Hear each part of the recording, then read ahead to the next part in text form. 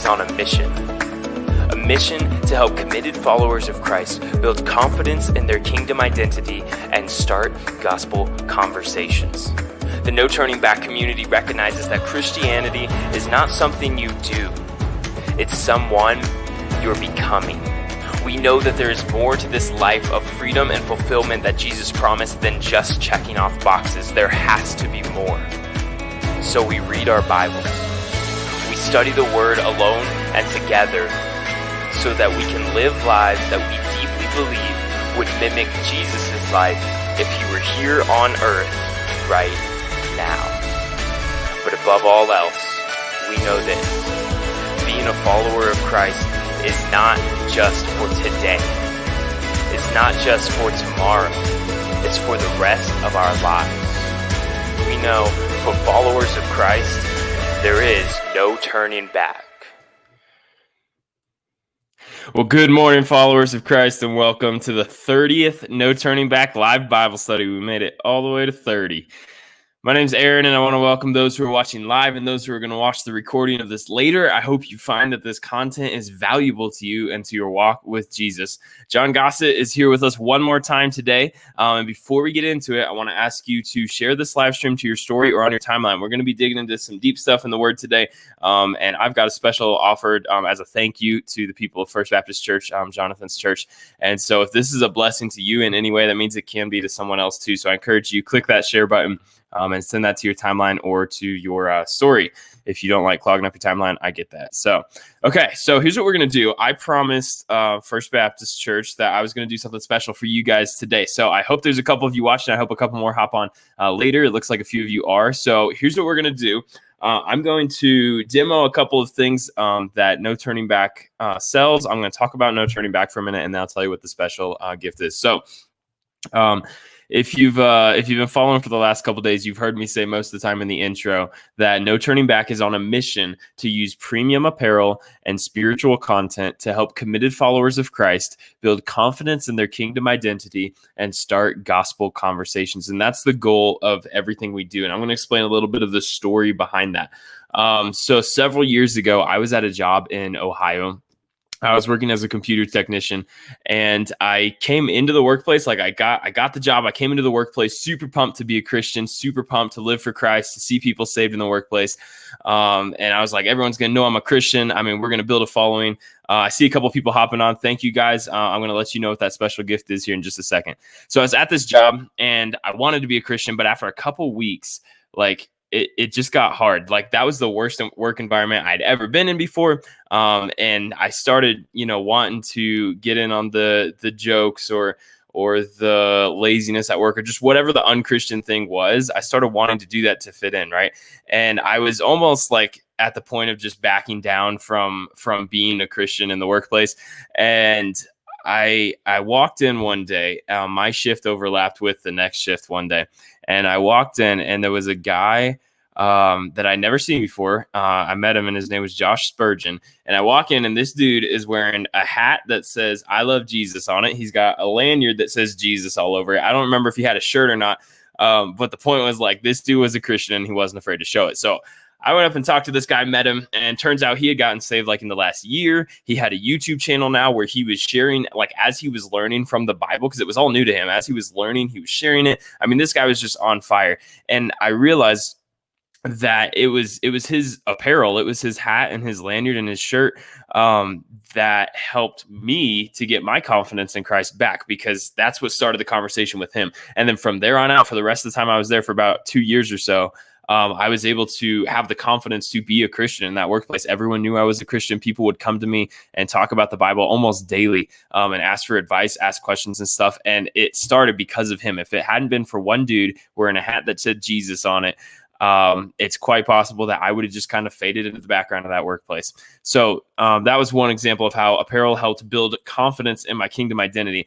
Another story comes to mind. We were at a July 4th festival thing one year. And we walked by the street corner, and this lady has just decked out this street corner in her name and her logo. She was running for the House of Representatives, and her name and her logo and just all her material was just all over this street corner. And I realized that two things happened. Number one, I wasn't afraid to go talk to her about, being in the House of Representatives. I wasn't afraid to go talk to her about it because I knew that that's what she was about. And I knew she wanted me to come talk to her about it because she wouldn't have put all that stuff up if she hadn't. And number two, if she had come and talked to me about it, if she had come and started that conversation, whether I liked it or not, it wouldn't have caught me off guard because I knew what she was about. And that started by just putting it out there. What are you about? And a lot of times as Christians, like, you can't really just look at someone and tell they're a Christian. But when you wear something like this, or when you wear something like this, and I'll show these more in a second, people know what you're about, which makes it, no one's going to run up to you, fall on their knees, and like beg God for forgiveness through the tears. That's not how these work. And that's not what I'm claiming. But what I am claiming is two things will happen. Number one, people will be more likely to come and start a conversation with you because they know that you want them to. And number two, if you start a conversation with someone else, it won't catch them off guard. And that's just a small step into maybe they'll want to have that conversation. And so that's the goal of No Turning Back apparel. That's the apparel side of the mission. And so I'm going to show you guys a couple things. I'm going to take these off. So this is the hat. The hats are exclusive things. They're not in the store right now, but they're going to be on Black Friday. Only a few people know that. So you guys know that now. These are going to be in the store on Black Friday and probably over Thanksgiving as well, just for about 24 to 48 hours. So that's a special thing. Keep an eye out for that. But that's a pretty exclusive thing. I'm going to show you a couple of the shirts. So this is kind of the flagship No Turning Back shirt. And if you're familiar with the song, you can catch the little hidden message there. I have decided. Oh, wait, I'm in the camera. I have decided to follow Jesus. And then all of these shirts have No Turning Back. They all the short sleeve shirts have the No Turning Back logo. And I'll get that a little closer so you can see it. It says Christian Apparel, No Turning Back on it. That's cool. You guys have seen me wear this one the last couple of days. This is my favorite conversation starter. It says, what do you think about Jesus? Like always, has the logo on the side. This one legit does start conversations. Almost every time I wear that out in public, somebody says something. This is the best seller. This is the one everyone likes the most. Sorry, I dropped it. This says, I'm a nobody telling everybody about somebody. Awesome. Kind of sums up our mission there, again, with the sleeve print on the side. Everyone loves that one. And this has become one of my favorite things. I'll demo this for you guys. Ignore my hat hair. So this is a mask that we made, and I made this for a couple of reasons. One, because I hate wearing a mask, but if I can turn it into an opportunity, then let's do it. Yeah, seriously, ignore my hat hair. Oh, wow, that's crazy. But for the second reason was that you can actually breathe through these. Like, no joke, you can actually breathe through these. It'll, nothing will ever be as good as not wearing a mask at all, but this is a close second. So it stays up. It's a neck gaiter. It's not really warm. It's not really hot. It doesn't really keep your neck warm or anything. So that's nice. You can wear it during the summer. But I literally wear this every day. People comment on it all the time. Usually I have the full get up, the t-shirt, the mask, and the hat. And so, yeah, this definitely starts conversations. This will stay up. You can breathe through it. It's awesome. I wear that one every day. And then last but not least, we've got a couple cinch bags. Now, these are not available in the store at the moment either, but they will be soon in the future. So cinch bags say, I've decided to follow Jesus. Have the No Turning Back logo on the side. Same thing here if you like the white one. So that's a look at all the apparel we have right now. Let me put these back on. That's a look at all the apparel we have right now. And there is more coming. We're going to be doing hoodies and possibly long sleeve shirts if people like them. So that's coming up. Now, for First Baptist Church, I promised you guys something special as a thank you to you for joining us for the live stream the last few days and as a thank you to Pastor Gossett. So here's what we're going to do. I put up a discount code on the website. So if you guys want to get anything from the website to support the mission of NTB or to help you start conversations or build that confidence in your identity, today and only today, this expires at midnight tonight, but you can use the code FBC Clark. I'm going to put this up on the screen so you guys can see it. Let me do that real quick. Let's see. FBC Clark. You can use the code FBC Clark. Right there, go to shop.noturningback.life and use the code FBC Clark. That's going to get you 20% off any order. And that is the biggest discount I ever do is 20% off. So far, I've never done a bigger one. So that's my thank you to you guys. My thank you to Pastor Gossett for being on here. I want to show you just for a sec what that'll look like. So if you hop on the website, this is shop.noturningback.life. Just go to Google and type shop.noturningback.life with no spaces, and you'll hop over here. So you can see on the website, we've got the featured products and stuff up here. This is most of them. I just showed you all of them. All of these shirts come in white, red, or black. and you can check those out. And then when you click on a shirt, this is the popular one. So let's click on this. It's just select your size and add to cart. And then the cart's going to be over here on your left.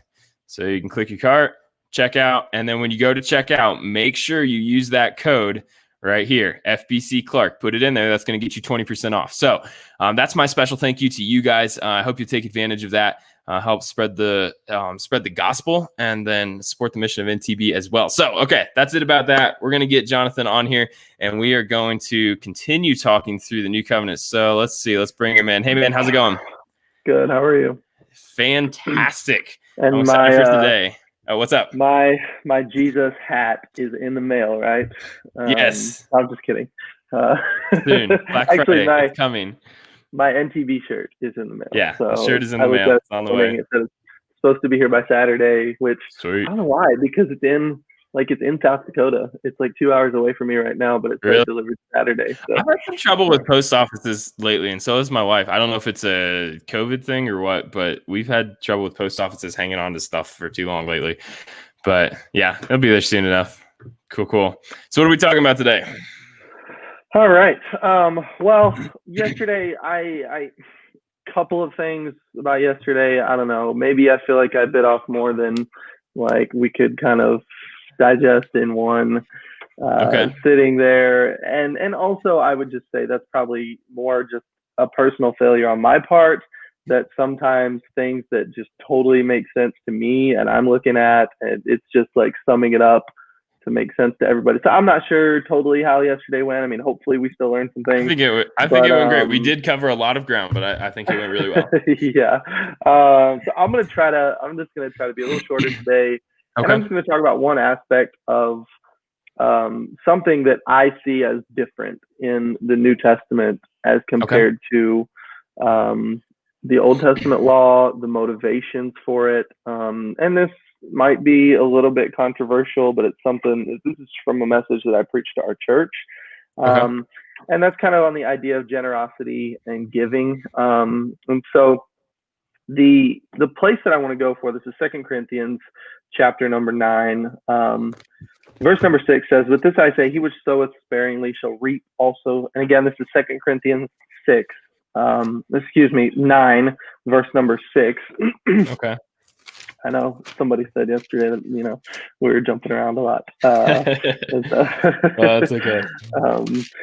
This I say, he which soweth sparingly shall reap also sparingly, and he which soweth bountifully shall reap also bountifully. Every man according as he purposeth in his heart, so let him give, not grudgingly or of necessity, for God loveth a cheerful giver. And I want to look at a couple of those other verses in a little bit as well. But again, I just kind of want to look at this idea of giving and generosity, even in the sense of in a church context. This is something that is a little bit of a pet peeve of mine, because I just feel like, for sake of because this is how we've always done it, in spite of what we see in the New Testament, we can't let go of our idea of what giving is. And so, and I've heard people give arguments for why they believe that that tithing is specifically still the process that we're to use in New Testament church setting. But I've never heard a good argument for it. I've heard some arguments, but I've never, I've heard people say, well, that Abraham gave tithes to Melchizedek long before the law and stuff like that, and so it was before the law, and so it should be after the law. But that was just like tithes, just like you said, means tenth. I think you mentioned that when we were talking. And so it was a common practice back then to honor someone in that way. And anyway, so I've never heard a good argument for it. And I've also heard a lot of out of context things as far as when it comes to this idea of giving. And so, there's a couple places. This is to me one of the primary examples that we see of giving in a church context. This is a church that is coming together to give. Not necessarily, and we think of giving, we give towards the church to support the church, right? A lot of times, we know when we give money to the church, our money is going to pay bills and to buy resources for our church, right? To buy tracts, to buy to pay salaries and stuff like that. And things were a little different back then. So even though this is within the context, and I did want to mention that this is within the context of a church giving towards kind of a special offering to support the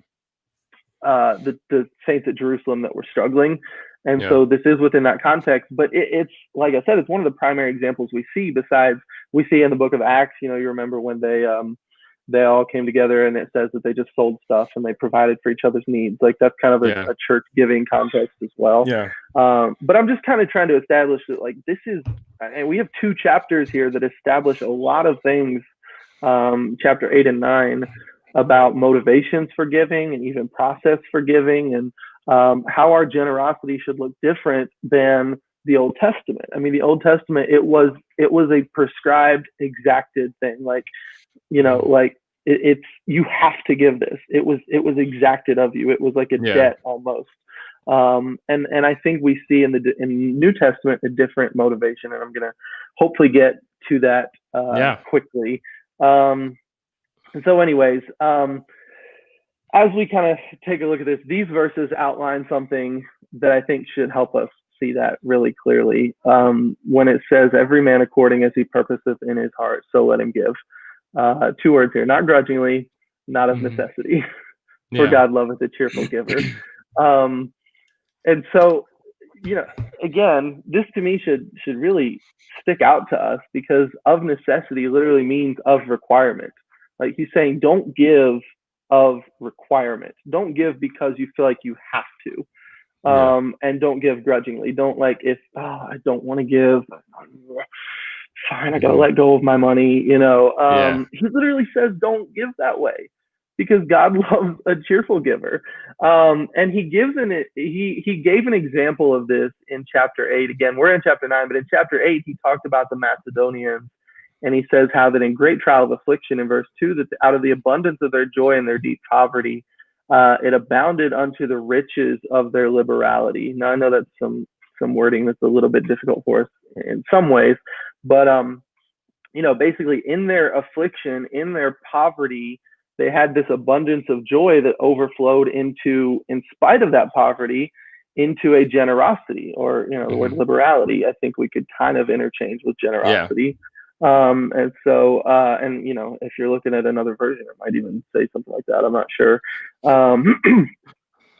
And so he says, to their power and beyond their power, they were willing of themselves. They gave their own selves to the Lord. And so he lifts the Macedonian church up as this example. And then he also lifts up another example. In verse number 8, he says, "I speak this not by commandment, but by occasion of the forwardness of others." And for what? And to prove the sincerity of your love. So giving in this example he's giving, again, it's not about requirement. It's not about, but it's about love. And that's a different motivation, because he lifts up, verse number 9, he lifts up Jesus, really. And I love the way he does this. I love the way he points to Jesus. I mean, he says, the grace, in verse number 9 of chapter 8, 2 Corinthians, he says, the grace of our Lord Jesus Christ, that though he was rich, yet for your sakes he became poor, that you through his poverty might be rich. And so when he looks at this idea of generosity and how these people gave of themselves, he lifts up Jesus as an example and as a motivation to say, look at what Jesus did for us. In his grace, he was rich, and yet he became poor so that we could be rich, so that through his poverty we could be rich. And so he says, let's see. I kind of skipped over it, but verse number 7, as he's been lifting up this Macedonian church, he basically encourages the Corinthian church to be the same. At the end of that verse, he says, "See that you abound in this grace also." So he's encouraging them to be like this Macedonian church, in that the abundance of their joy in the midst of poverty abounded into this wealth of generosity. And so again, and then he lifts up Jesus. Generosity and giving is about love. Jesus loved the world, and so he gave. And so if we love Jesus, and if we and beyond that, if we get a hold of how much he loves us, that is going to overflow into that grace. Like that grace that we see in Jesus is going to be gracious as well through us and abound and overwhelm us into that kind of love. And so back in chapter 9, again, as I said, he says, God loves a cheerful giver. And now, number one, I don't see tithe anywhere in the New Testament, but also I see something different lifted up instead of tithe. And I know people get nervous, like, oh, people aren't going to give if you don't say they need to tithe.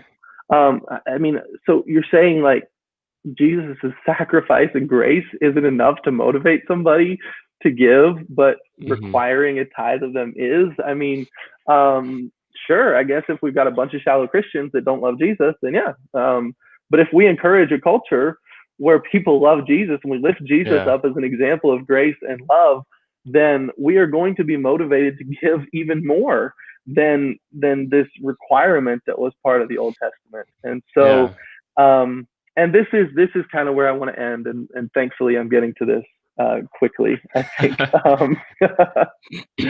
I love this right here. The key to all of this, when we think about how do we become a cheerful giver, not one who gives out of a sense of requirement or out of heaviness.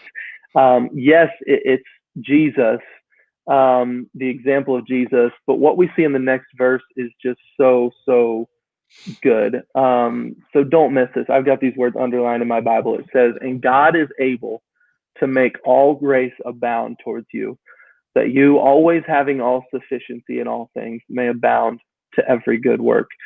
God has the ability to give you the grace that listen to what this is saying, that what you have would always be sufficient while also having enough to overflow into generosity and every good work.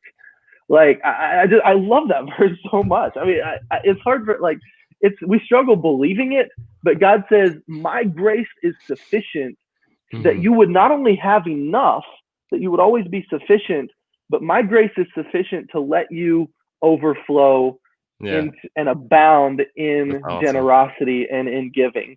And I struggled with this, but the times that I've said, all right, God, look, I don't think I have enough, but I'm gonna take this promise, I'm gonna trust it, and I'm gonna give, and God has met my needs. God has allowed me to be sufficient while also allowing me to be generous in my giving, in spite of the fact that I don't necessarily totally understand it. And so, anyways, he says, as we saw in the verses before as well, he mentioned that thought of the one that sows extravagantly reaps extravagantly. And so when we give, God's able, as I said, to give us the grace to meet our needs, but also to give us the resources and ability to overflow into every good work. And then again, ending with this thought here that continues into verse 10. This verse is so good. There's some wording here in the KJV that's kind of like, it's really hard to follow the sentence structure and everything. But let's look at this and let's end on these last couple verses here. This thought. So he says, God's able to make all grace abound. And then I guess I'll read verse 9 too. As it is written, he has dispersed abroad, he has given to the poor, his righteousness remaineth forever. So he's quoting because he says, as it's written. And he says this, he says, now he that ministereth seed to the sower. And so he's kind of, that's a reference kind of to like they're giving to another church, right? And so he says, he that ministereth seed to the sower, they're giving to another church that's sowing seed, right? I really believe that's what that's saying. You minister both bread for your food and multiply your seed sown and increase the fruits of your righteousness. So in doing that, you're multiplying the seed you're sowing more than just if you were using those resources for yourself. And you're also increasing your fruits of righteousness, being enriched in everything to all bountifulness, which causes through us thanksgiving to God. So in this bountifulness, in this generosity, it causes thanksgiving to God. And then verse 12 is where I'm going to stop. 12 and 13.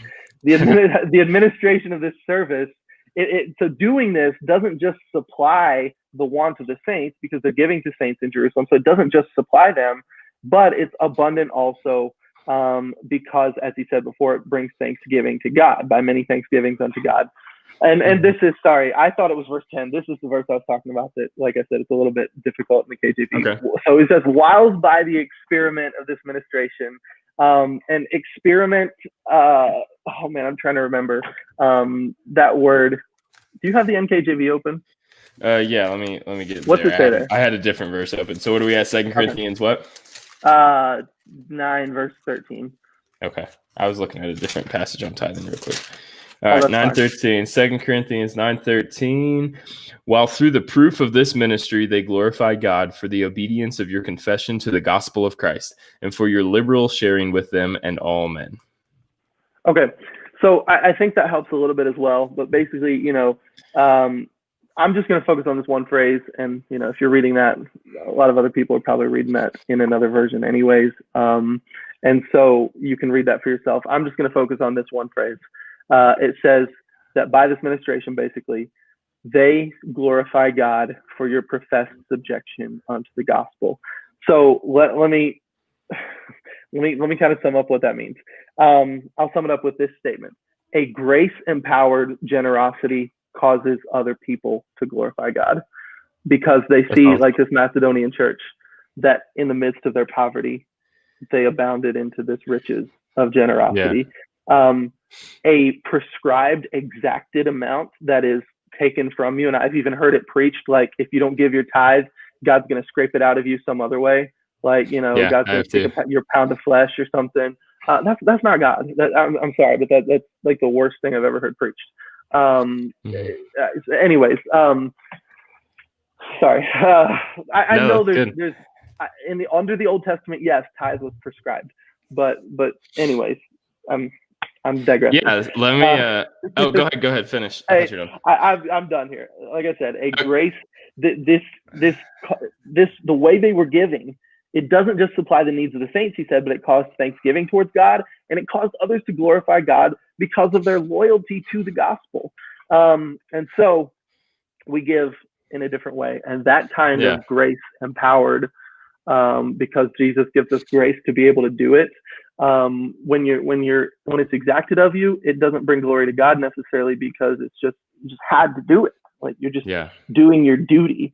But when you do it out of grace and out of love and out of like you didn't even have the means to, but God provided you the means to out of his grace, that causes people to look at it and say, whoa, look what God did. I mean, look what God empowered through his grace, and it brings glory to him.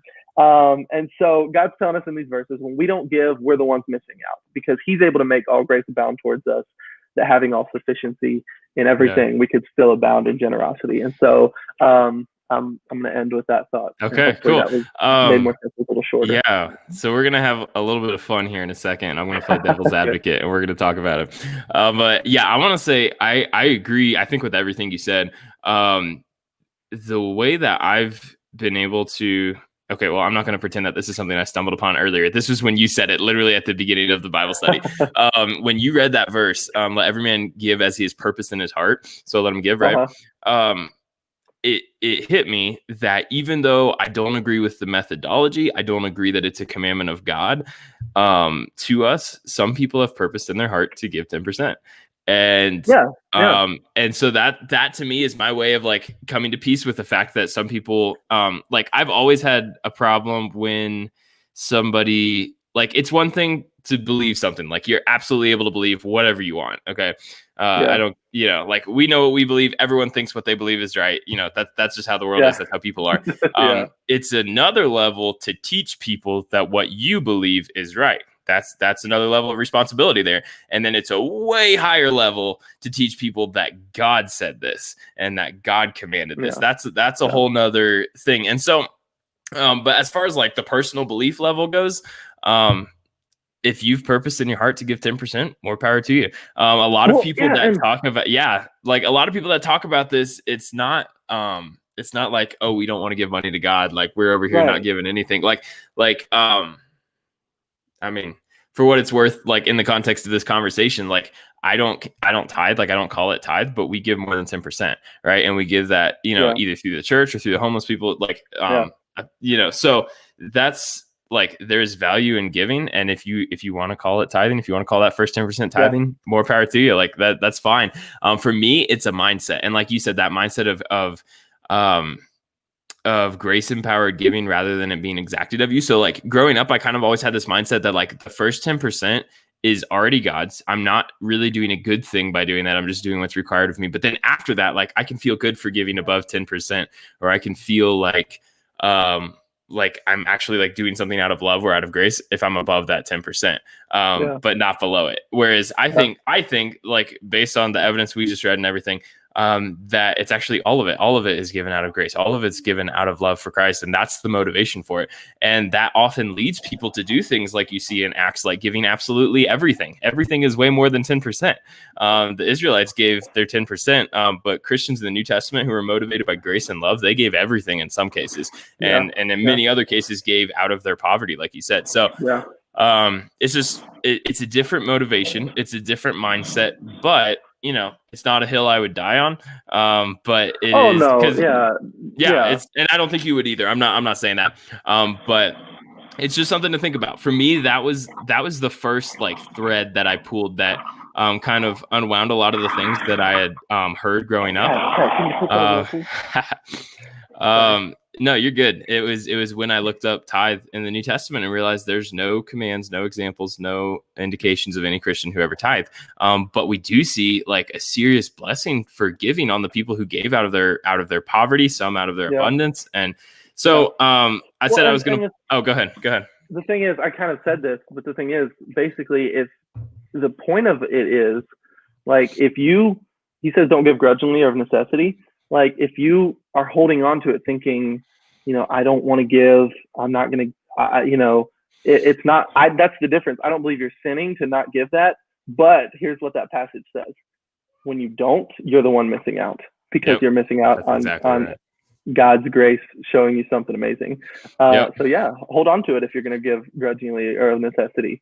But you're the one missing out on God's blessings when you do that. So. Okay, I said I was going to play devil's advocate, so we're going to have a little fun. So let's see. So you talked about don't give grudgingly or of necessity. Someone who is, you know, hardcore on tithing, they would say, well, that's giving. Tithing and giving are two different things. Tithe is the first 10%. Giving is what comes after that. And so that's talking about after the tithe. What would you say to that? Well, I know this is overly simplified. I would go back to what we just said. I would just say, okay, then show me where they tithed or were commanded to tithe in the New Testament. Because like I said, a lot of people will take out of context. It's funny because it's the exact same offering that it's talking about, but I used to hear tithing preached from the same book in the book before 1 Corinthians chapter 16, verse number 1, where it says concerning the collection, they wouldn't even read that verse necessarily because then you already see the context. But I would just go straight to verse number 2, and they'd say, all right, now on the first day of the week, which is Sunday, let every one of you lay by him in store as God has prospered him, that there be no gatherings when I come. And they're like, okay, now that's a reference to the tithe because there's that verse in the Old Testament that says, bring God's tithe into the storehouse or whatever. Okay, but let's read verse number 1, concerning the collection for the saints. So the exact same offering that he's talking about the Macedonians giving, that he's talking about this taking up this collection for the saints in Jerusalem, it's the exact same offering there. And so literally 1 Corinthians 16:2 is just this very, it's just this ultra super practical, I can't think of the word I'm looking for, but just like a method for saving, right. It's just he's literally just saying, hey, all right, now on the first day of the week, whatever you've decided to give, put it aside so that you can collect it over time. It's like put a box out so you can collect this money. That's all it is. I think you're right. It's I think in that case the burden of proof is on the person saying that tithe is 10%, giving is what's after, because there's nothing that says that in the Bible. And giving by definition is anytime something leaves my wallet for someone else's, that's giving. I'd agree with you that in that case, I think they would have to prove that tithe is commanded of Christians and that giving is what comes after tithe. Okay. Yeah. But how about this? I've never heard a good argument for it. So how about this one though? Tell me a good Jesus, argument. Jesus, didn't Jesus commend the tithe in Matthew 23? Oh man, I Verse don't know. 23. I got to be This honest. is this is the one. This is the probably the most common and most convincing argument, but it's also the easiest to overturn. All you have to do is actually read the verse, and think about who Jesus is talking to. Do you know which verse it is? Verse 23, Matthew 23:23. Oh, 23. Okay. Go ahead and read out loud so you can hear it. Woe unto you, scribes and Pharisees, hypocrites! You pay tithe of mint and anise and cumin, and have omitted the weightier matters of the law, judgment, mercy, and faith. These ought you to have done, and not to leave the other undone. Yes, I do recognize that now that you're saying it. That and there's people say, yes, you're Luke, supposed to do mercy and judgment, but you're not supposed to leave the tithe undone. Now, a lot of things people almost feel like this is a cop-out for me, but a lot of things I would say in the Gospels, we need to remember that Jesus is talking to a Jewish crowd of people who he's not went to the cross. He's not established a new covenant yet. Like, he's talking to people who are still under the law. So that would be part of the answer for me. Yeah. So anyways. Yeah, no, I think so. I think, and this is repeated in Luke 11:42. And you got to look at a couple things. Like you said, number one, when he says these you ought to have done without leaving the others undone, right? So these you ought to have done, that was the justice, mercy, and faith, but without leaving the others undone, well, that was the tithe, right? A couple things you want to notice there. Number one, it's food.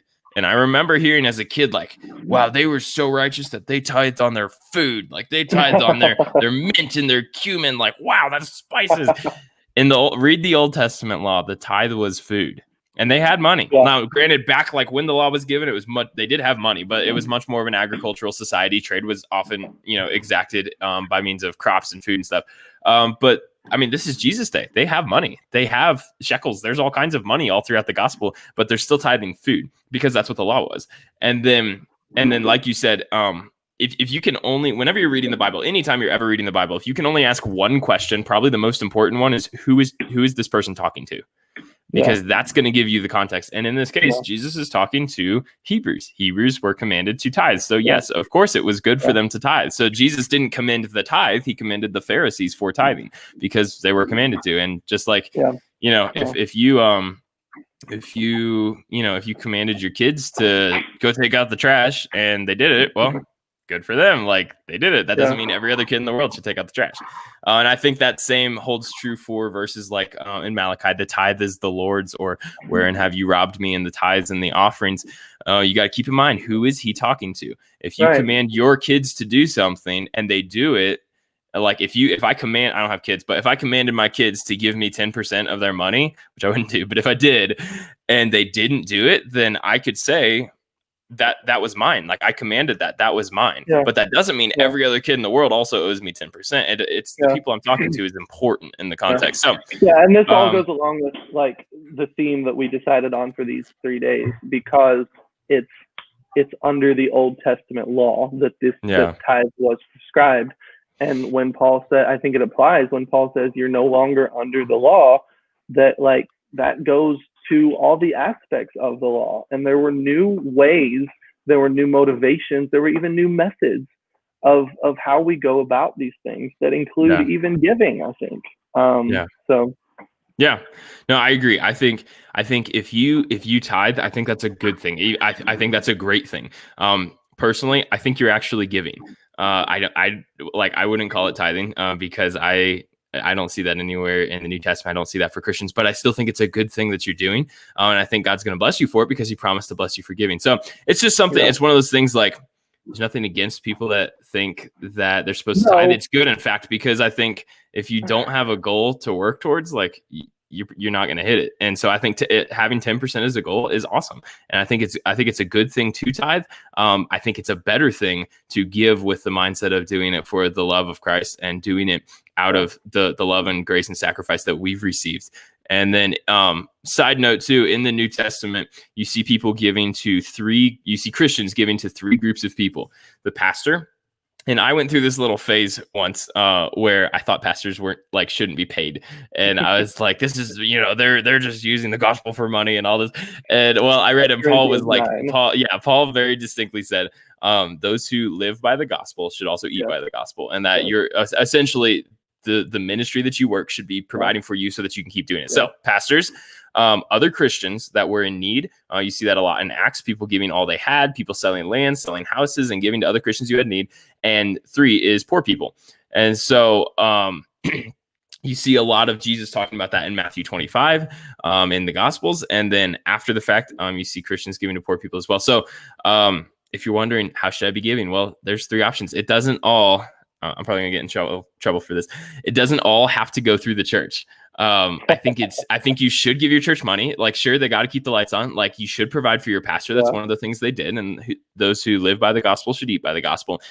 But it doesn't all have to go through your church. Don't say, well, I'm giving 10% to my church, so I don't have to stop and buy lunch for the homeless guy outside Goodwill. Right. Because that's how those conversations start that we talked about yesterday. So I just want to encourage you, like, if you want to call it tithing, by all means, call it tithing. I think it's giving. Doesn't really matter. But give as God has provided to you and watch him bless. What's up? Yeah, it's a good, like I said, if you want to give 10%, it's good. And I kind of have a general, like, close to 10% that I give.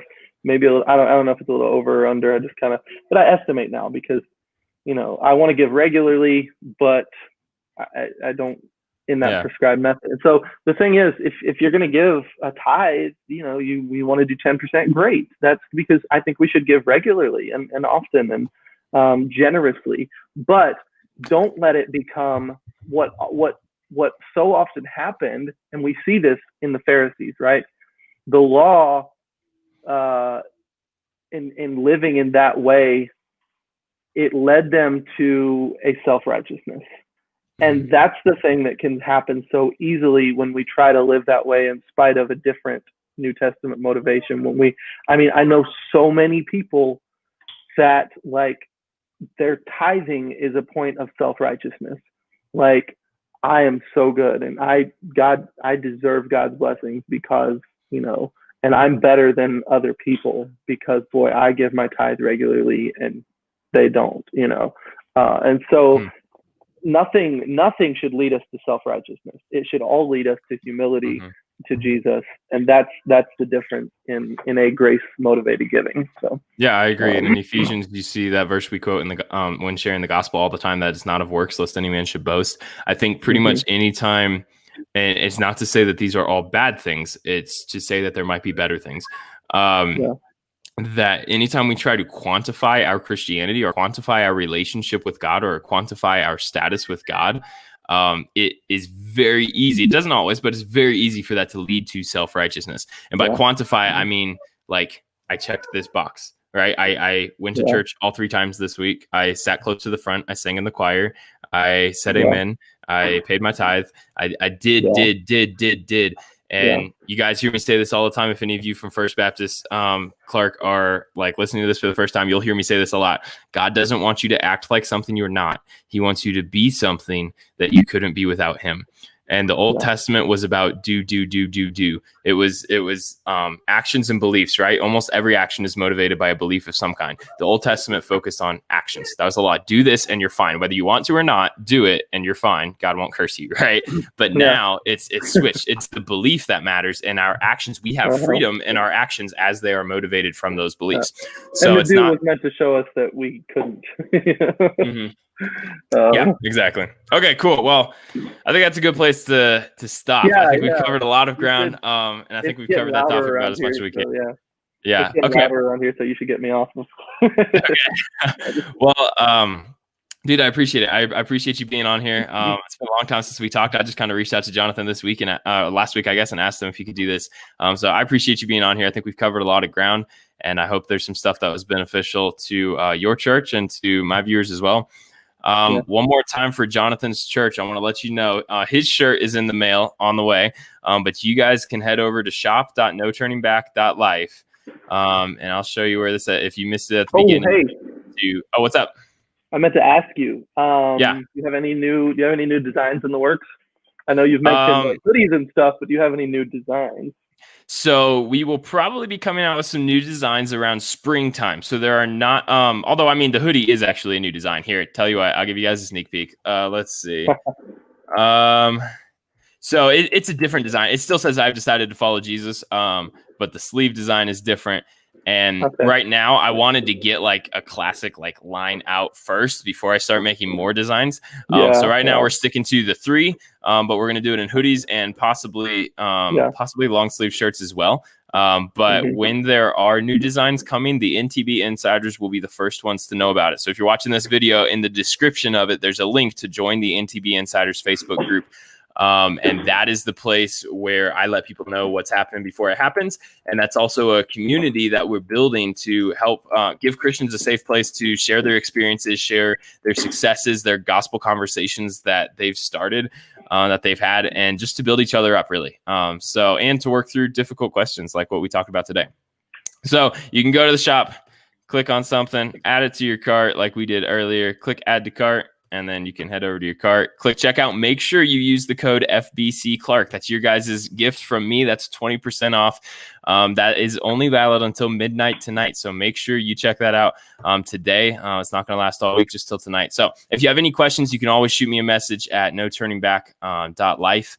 You can find that. That's our website, as well as our TikTok, Instagram, Facebook. It's all noturningback.life. So you can always find me there. One more time, I want to encourage you guys, click that share button. Way more people watch this after the fact than watch it during. So it'd be a huge blessing if you learned anything from this today, or you think this conversation could be valuable to someone else, or you just want to share the discount code with people. Click share on that. If you don't like it, putting stuff on your timeline, you can share it to your story. It'll be gone in the next 24 hours. I appreciate you guys being on. It's been a blast. I really love doing these a lot more than I love just me sitting here talking. So I'm working on getting a guest for next week. Not sure if we'll have one or not. If we don't, it'll be me. But we'll be back Monday, Tuesday, Wednesday at 8 a.m. Mountain Time. You can always find the study here. I'll keep you guys posted on that. Thank you guys so much for being here. I love you guys. If you have any questions, shoot me a message. And remember, for followers of Christ, there's no turning back. Have a great day, guys.